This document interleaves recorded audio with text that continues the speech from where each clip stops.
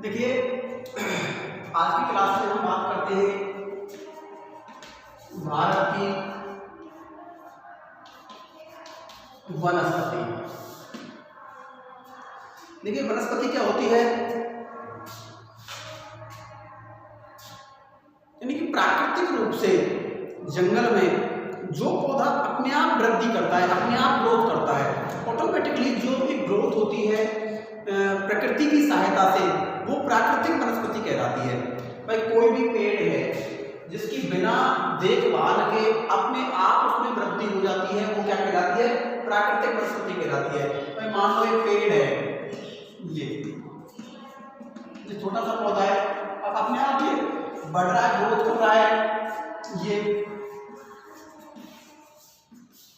अपने आप ही ग्रोथ कर रहा है, तो निश्चित रूप से ये क्या है? प्राकृतिक वनस्पति है। अब प्राकृतिक वनस्पति में हम देखते हैं हमारे भारत में दो प्रकार की वनस्पति है। कितने प्रकार की वनस्पति है? दो प्रकार की वनस्पति है। एक तो है अपनी प्राकृतिक वनस्पति, सॉरी देशज और विदेशी। नंबर एक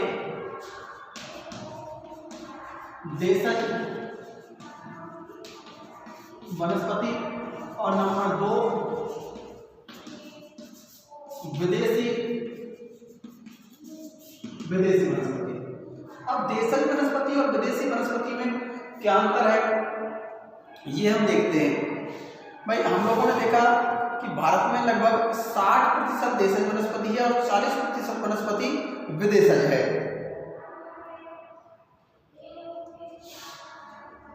देखिए, आपने जो लगभग देश में 60% कैसी है? देशज वनस्पति, जो मुख्य रूप से कहां पाई जाती है? हिमालय पर्वतीय क्षेत्र और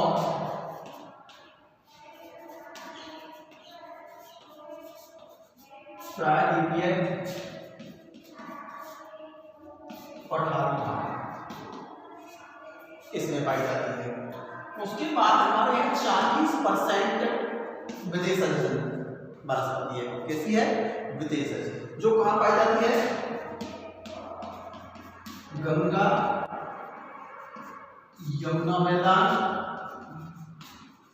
और मरुस्थलीय क्षेत्र।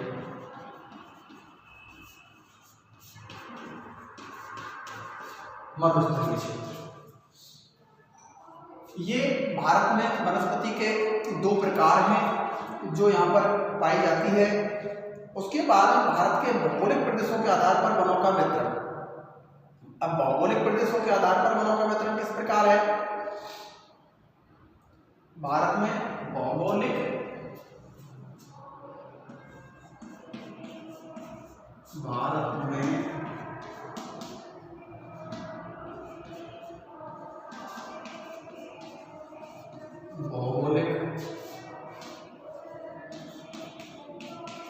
क्षेत्रों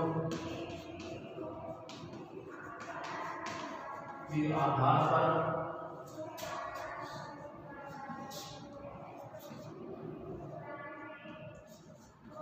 वनों का वितरण।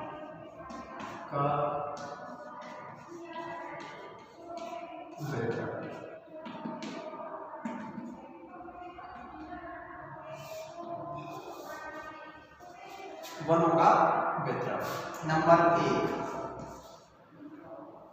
नंबर एक हिमालयी प्रदेश।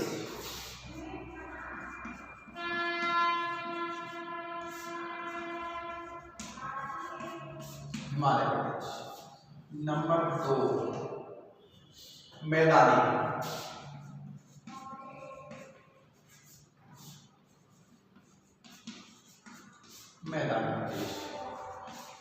नंबर तीसरा प्रायद्वीपीय पठारी प्रदेश।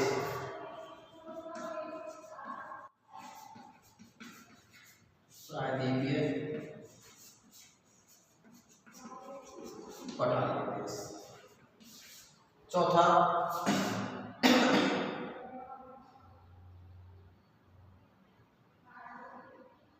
पश्चिमी घाट पर्वतीय प्रदेश,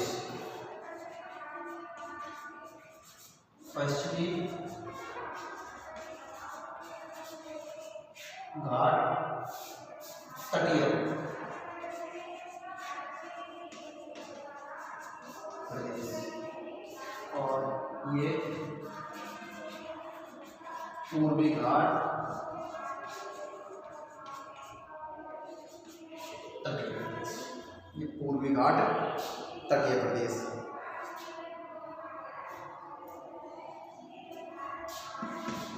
19%,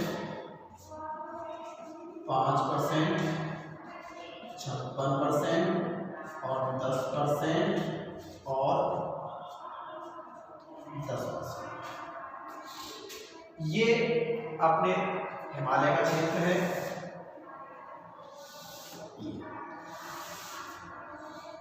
अपने भारत में भौगोलिक वर्गीकरण के अनुसार, भौगोलिक क्षेत्रों के अनुसार अपनी वनस्पति का जो वितरण है वो इस प्रकार है। यानी कि हिमालयी क्षेत्र में हमारी टोटल वनस्पति का 19% मिलता है।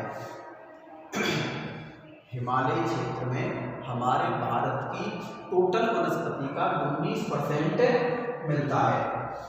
उसके बाद अगर मैदानी प्रदेशों की बात करें तो मैदानी प्रदेशों में हमारी वनस्पति का 5% मिलता है, क्योंकि मैदानी प्रदेश में सबसे कम स्थिति है कि मैदानी प्रदेश में सबसे ज़्यादा कृषि क्षेत्र होता है। कृषि क्षेत्र के साथ साथ अपनी फसलें और फसलों के साथ साथ रहवास के मकान जो अधिवास बनाए जाते हैं मैदानी क्षेत्रों में, तो ये बहुत सारी चीज़ें ज़्यादातर फैक्ट्री एरिया, कंपनी एरिया, तो ये मैदानी क्षेत्रों में ज़्यादा होता है। तो इसलिए मैदानी क्षेत्रों में वनस्पति की कमी होती है, प्राकृतिक वनस्पति की विशेष रूप से, क्योंकि वहाँ पर ज़्यादातर एरिया फसलों का बनता है और फसलें हमारी प्राकृतिक वनस्पति के अंतर्गत नहीं आती। उसके बाद बात करते हैं हम प्रायद्वीपीय पठारी प्रदेश की। तो 56% भाग कहाँ है हमारा? प्रायद्वीपीय प्रदेशों, जो हमारा पठारी भाग है, जो हमने भौतिक प्रदेशों में आपको बताया था कि भारत का जो दक्षिणतम हिस्सा है, जो अपने त्रिभुजाकार के रूप में स्थित है, एक प्रायद्वीपीय रूप में स्थित है, वो अपना पठारी भूभाग है। 56% प्राकृतिक वनस्पति पाई जाती है। कितने प्रतिशत? 56%। उसके बाद पश्चिमी घाट प्रदेश में, तटीय प्रदेश में 10% और पूर्वी घाट क्षेत्र में 10%, यानी 10%, 20%, 56 और 20, 76%, 76 और 5, 81% और 9, 90 और 10, 100%। यानी कि हमारी जो वनस्पति है उसका 100% इस वर्गीकरण के आधार पर हमें प्राप्त होता है। हमारे भारतीय क्षेत्र में जो वनस्पति का जो वितरण मिलता है वो इस आधार पर हमारे सामने प्रस्तुत है। अब भारत के वनस्पति प्रदेश, अगर हम भारत के वनस्पति प्रदेशों की बात करें, कौन कौन से भारत में वनस्पति के प्रदेश मिलते हैं हमको, उनकी हम बात करते हैं आगे। वो हम यहाँ पर देखते हैं। डस्टर कहाँ पे जाएगी? थोड़ा से 1 मिनट डस्टर की बात करता हूँ।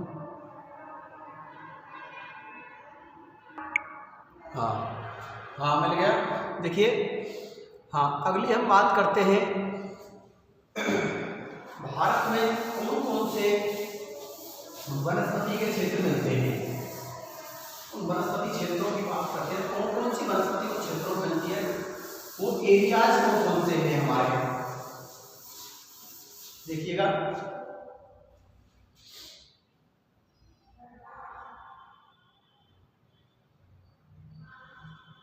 भारत के वनस्पति क्षेत्र,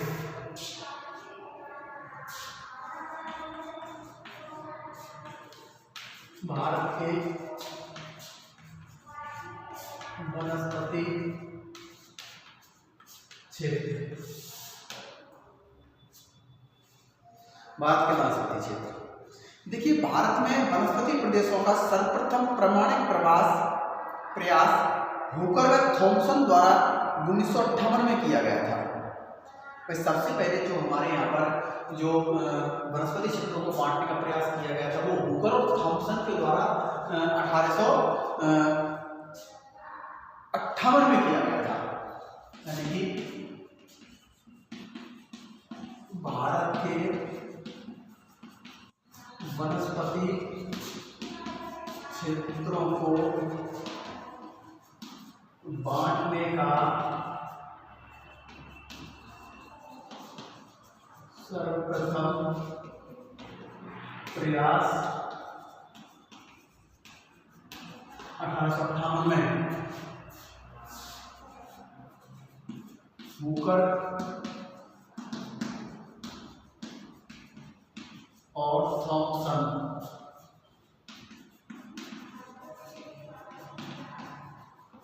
द्वारा किया गया। हुकर और थॉमसन द्वारा किया गया।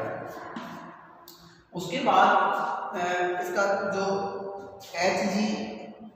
चैंपियन नामक वनस्पति विज्ञानी ने भारत के वनस्पति प्रकार को 116 प्रकारों में व्यक्त किया। H.G. चैंपियन नामक वनस्पति विज्ञानी H.G.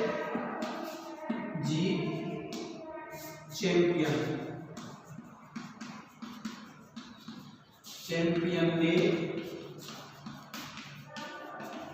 भारत के वनस्पति क्षेत्रों को 116 प्रकारों में बांटा।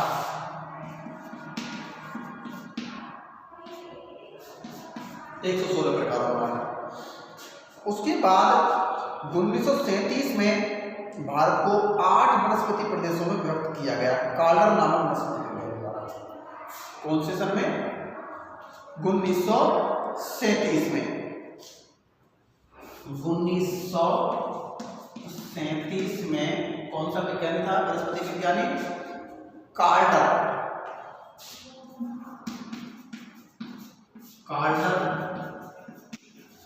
नामक वनस्पति विज्ञानी ने भारत को 8 प्रकारों में बांटा। और वही 1939 में डी चटर्जी ने 1939 में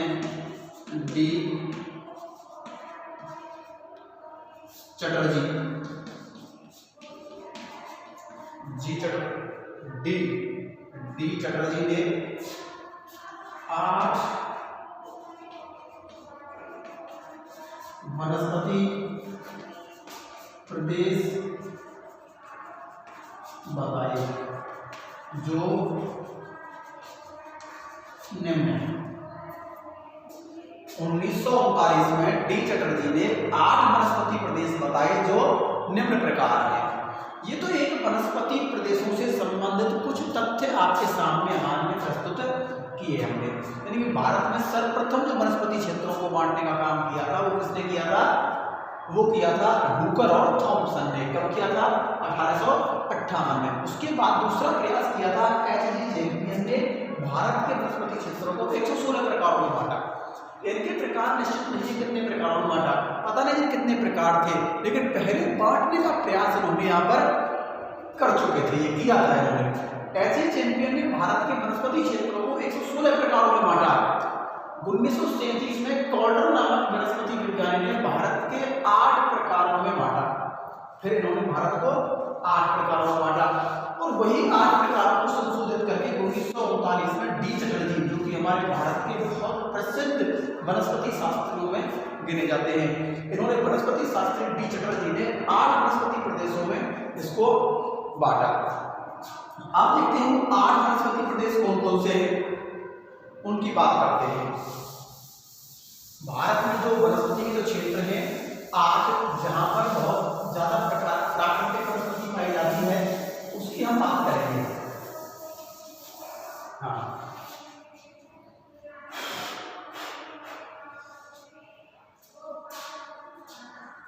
डॉक्टर डी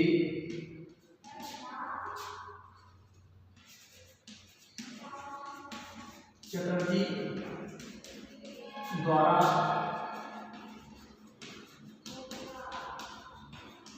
अनुमोदित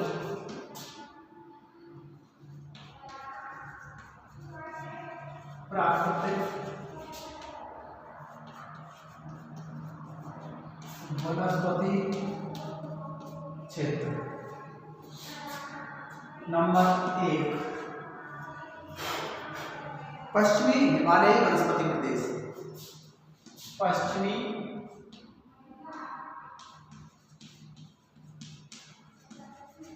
हिमालयी वनस्पति क्षेत्र। नंबर 2 पूर्वी हिमालय वनस्पति प्रदेश। पूर्वी हिमालय वनस्पति क्षेत्र। नंबर 3 असम वनस्पति क्षेत्र। असम वनस्पति क्षेत्र। चौथा गंगा मैदानी वनस्पति प्रदेश। गंगा मैदानी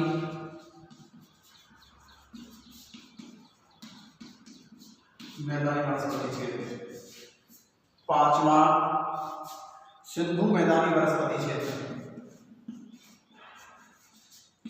सिंधु मैदानी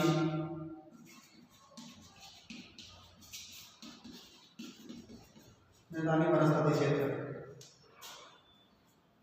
उसके बाद दक्कन वनस्पति प्रदेश।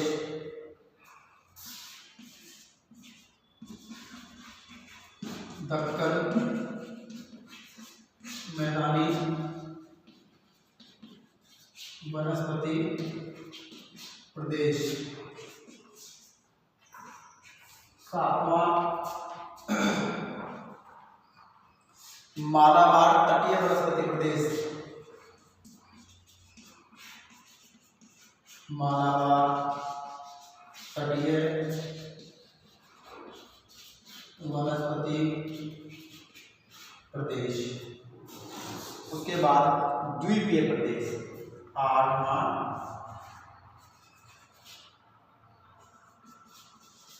द्वीपीय प्रदेश। ये हमारे एक वनस्पति क्षेत्र हैं जिसमें से भारत में सर्वाधिक जैव विविधता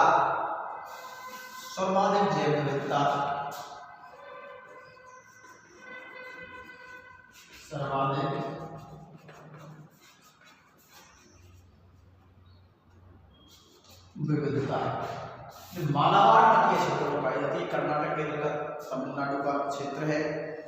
इसमें सबसे ज़्यादा अपनी जैव विविधता पाई जाती है। ये हमारे भारत के 8 वनस्पति प्रदेश हैं, वनस्पति क्षेत्र हैं। देखिए सबसे पहला पश्चिमी हिमालय वनस्पति क्षेत्र। अपने इसमें जम्मू कश्मीर का एरिया आता है, हिमाचल प्रदेश का एरिया आता है, उत्तराखंड का एरिया आता है। इसमें जम्मू,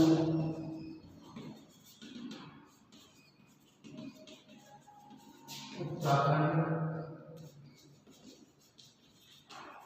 हिमाचल का एरिया आता है। ये पूर्वी क्षेत्र में आता है सिक्किम, अरुणाचल,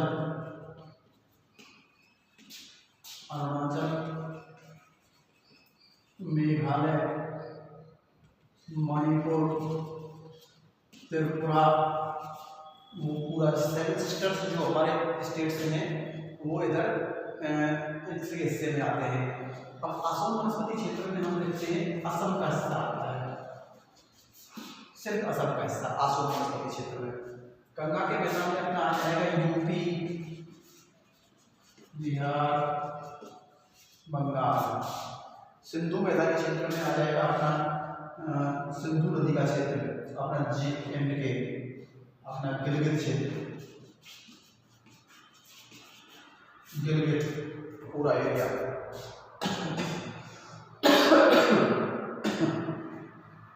आपने इसमें पंजाब भी आएगा, पंजाब, हरियाणा। उसके बाद दक्कन मैदानी क्षेत्र में आ जाएगा अपना, बात करते हैं एमपी, छत्तीसगढ़, उड़ीसा, उड़ीसा का पश्चिमी भाग, मालाबार तट में आ जाएगा अपना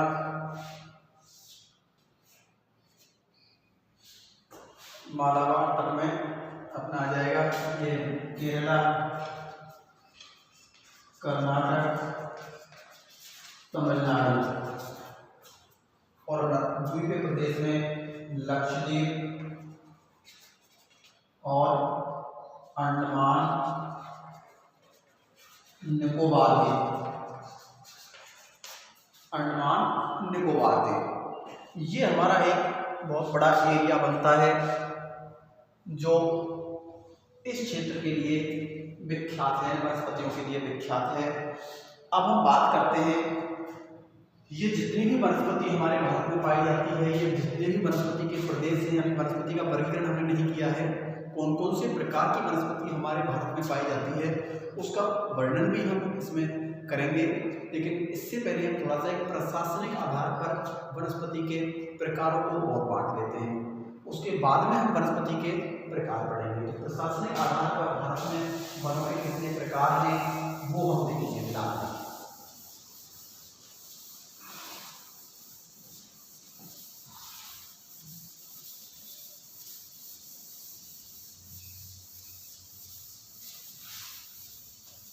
हाँ देखिए,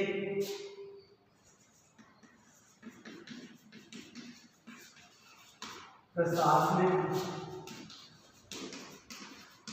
आधार पर वनस्पति के प्रकार,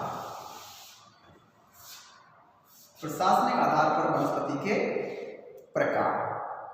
अब देखिए, हमारे यहाँ पर अंग्रेजों का राज था और अंग्रेजों के आधार पर ही हम लोगों ने, जैसा अंग्रेजों ने कहा था, जैसा हमारे संविधान में अंग्रेजों ने कुछ बताया, हमारे भारतीय संविधान निर्माताओं ने भी अंग्रेजी संविधान से बहुत सारी चीज़ें हमारे संविधान में इंक्लूड की। तो उनके आधार पर अगर हम देखा जाए तो हम यहाँ पर देखते हैं कि अंग्रेजों के माध्यम से जो हमारा वर्गीकरण किया गया था प्रशासनिक आधार पर, वो है अपना रिजर्व वन क्षेत्र। कौन सा है? नंबर 1 रिजर्व वन क्षेत्र, यानी कि आरक्षित।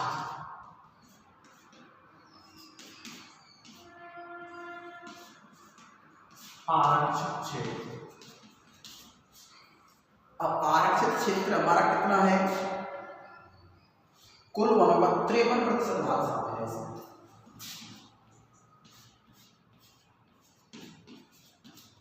53% भाग इसमें शामिल है। नंबर 2 प्रोटेक्टेड, सुरक्षित वन।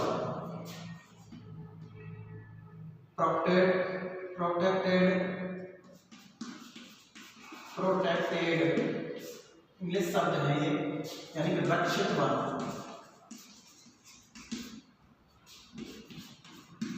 29% भाग रक्षित वन, प्रोटेक्टेड वन। और अवर्गीकृत one, number 3 non classified. Non classified यानी कि अवर्गीकृत वन। ये कितने प्रतिशत हैं? 18%। 18%। ये हमारा एक प्रशासनिक आधार पर भारत में वनों का वर्गीकृत क्षेत्र है, जिसमें हमारे 53% रिजर्व वन क्षेत्र है और 29% प्रोटेक्टेड क्षेत्र है और 18% अवर्गीकृत वन क्षेत्र है।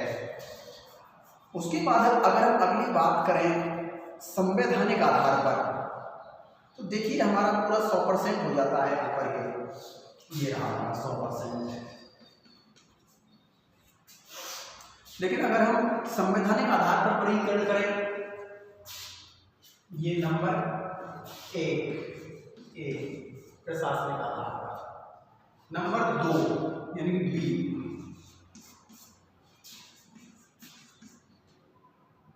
संवैधानिक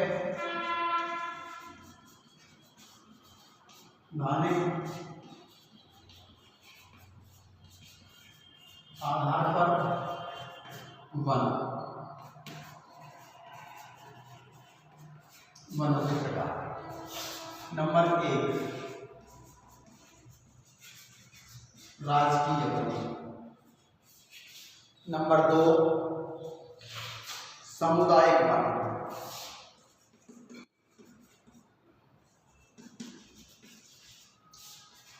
सामुदायिक वन, और नंबर 3 निजी वन।